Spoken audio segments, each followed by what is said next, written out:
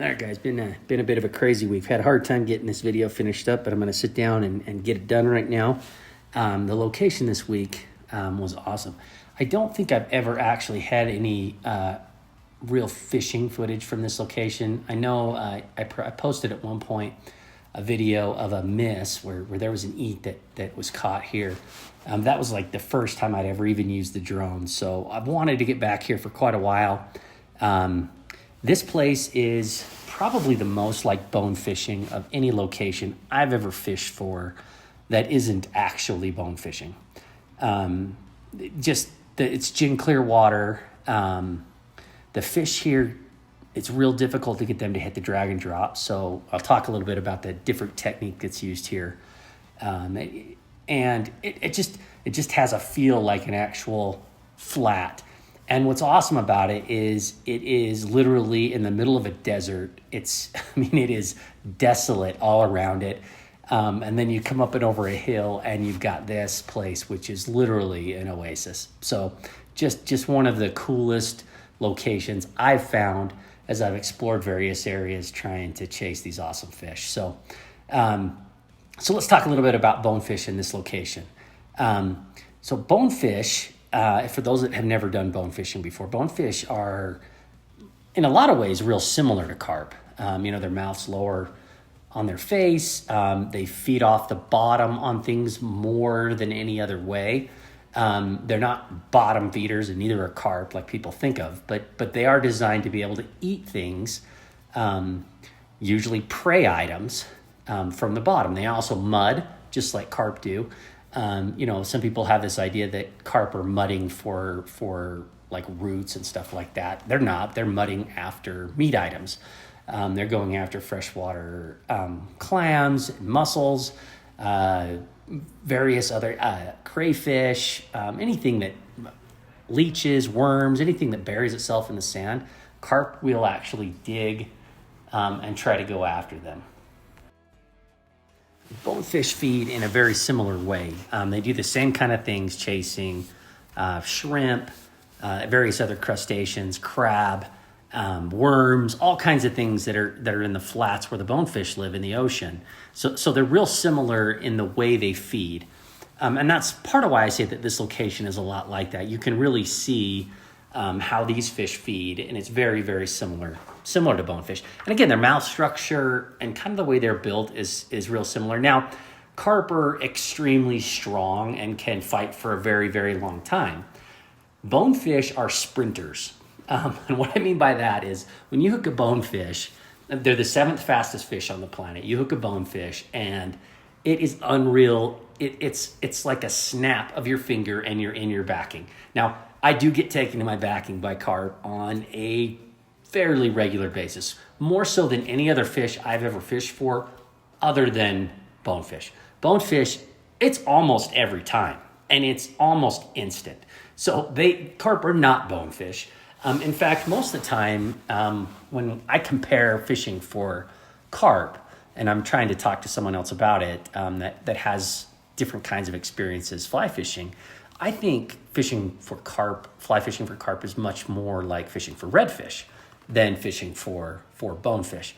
But there are locations, and to me, this is one of those where it does feel an awful lot like fishing for bonefish. So again, just a really cool place. Now let's talk about the way these fish, we approach them. And again, this would apply to bone fishing as well.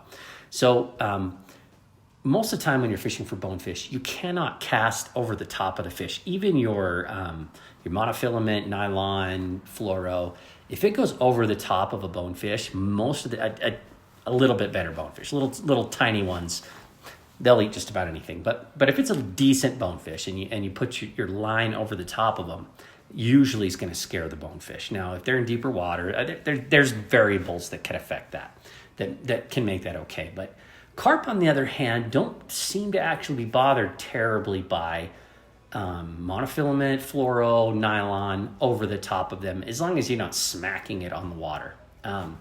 You can usually get away with putting that over the top of them, getting that fly under the water, dragging it over into what we call the dinner plate, dropping that, and that's the most effective way to target them. So bonefish, on the other hand, you can't do that. So bonefish and these carp here at this location, you have to lead them. So it becomes a game of, okay, so I see this fish, and sometimes with bonefish and with these, they're tailing, where their head's down, mudding, digging, trying to get a clam, trying to get something. These fish will do the same thing. Or sometimes they're cruising. However, they still have that tilt to their head where their head's down and their tail's up. So in those situations, we're trying to figure out where we can lead them so that they'll move over into a position that's close enough to that fly that when we move it underwater, they'll hit it. You can't really do drag and drop. Now you can a little bit here, and I did it on a few of them. But for the most part, this technique, and this is a technique that's used by a lot of people. In fact, it's probably the first technique most people use when they start chasing carp, once they start catching carp. Once you realize you can't cast at the carp, because you really can't. You need to lead them.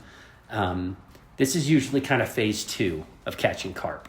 And honestly, like I said, some places this is still the best way to do it. And at this location, it is the best way. So the carp are moving in a direction, or they're tailing, and they're kind of not moving very fast, but you still have to put, 5 feet, 7 feet, 10 feet sometimes in between the carp and your fly. And if you go closer than that, you just end up spooking them. So, you're watching them, trying to figure out where they're going. You lead them. And then once they move over close enough, you twitch that fly. You don't move it very fast.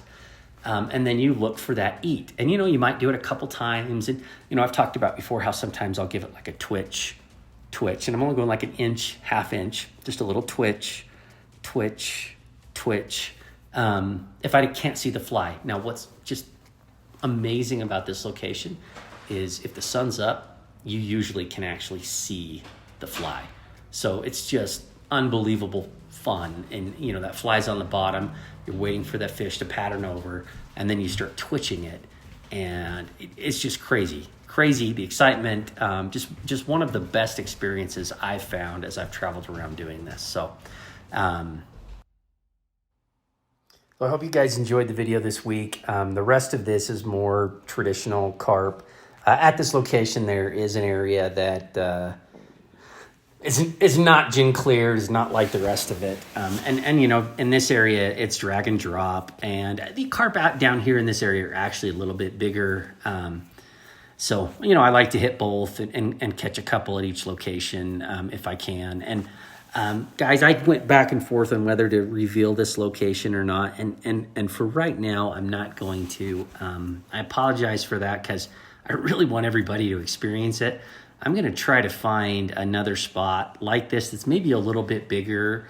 And I have an idea of where one might be. But my issue with this one here is that it's just such a small spot. And the first time I was up there, I actually talked to a gentleman that swore me to secrecy. I found it on my own, but I met him up there, and he was like, you can't tell anybody where this is at. So I'm going to honor that promise I told him, and I'm going to keep looking for a spot like this for everybody. And when I find it, because like I said, I think I have an idea of where one might be. I'm going to post it and make sure everybody's got directions on how to get there and can go enjoy it. But anyway, hope you guys enjoyed the footage. Appreciate the support. Again, please like and subscribe, and I will catch you guys next time.